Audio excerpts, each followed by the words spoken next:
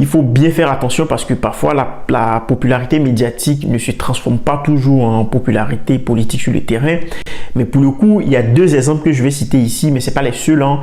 Il s'agit de André Sylvain Conan et de Atu Banga. Donc André Sylvain Conan qui est candidat à Bokanda et Atu Banga qui est candidat à Boasso. Donc ces deux personnalités très médiatiques, dont l'un journaliste, l'autre chercheur, mais chroniqueur très bien connu sur NCI, leurs résultats seront intéressants à regarder.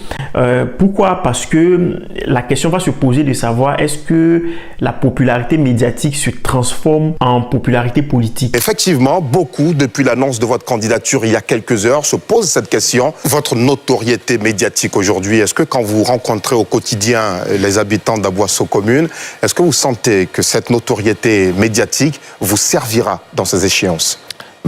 C'est un atout. Je pense que, pour être très franc, c'est un atout. C'est un atout surtout quand tu arrives dans un milieu comme la politique. C'est un atout d'avoir ce visage. Ça permet aux gens de te connaître sans te savoir, de te regarder sans te voir.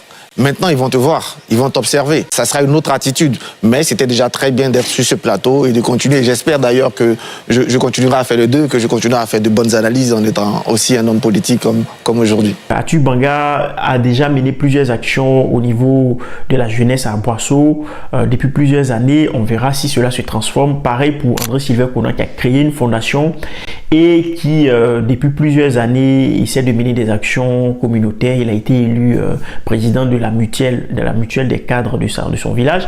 Donc, il n'est pas le seul. Il y a aussi Julien Kwao, Stéphane Dedi pour le proche de Awadon Melo. Donc, toutes ces personnes-là qui ont acquis leur popularité avec les médias, qui sont beaucoup dans les médias, on verra si cela va se transformer dans les urnes, au niveau du terrain, et ça nous donnera un indice sur l'avenir politique de la Côte d'Ivoire.